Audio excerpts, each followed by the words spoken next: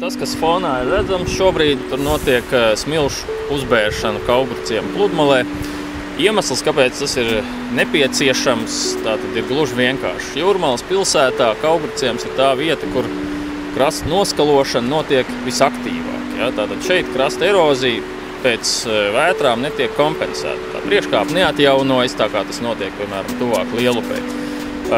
Un smilšu apjoms tajos starpvētru gados, viņš saglabājas relatīvi neliels, nav kārtīgs priekškāpes. Tātad šis krasta posms ir īpašs ar to relatīvi augsto erozijas risku.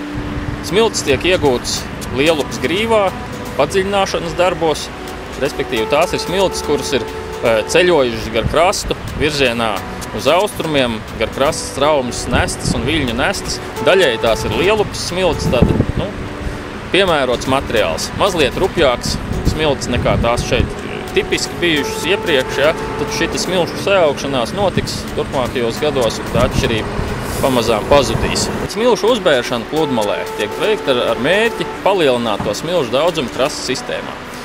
Ideālā variantā tās smiltis, kas pludmalē tiek izbērtas nākamajā vasarā un vēl nākamajā vasarā, ar vēja starpniecību tiks sapūstas kāpā.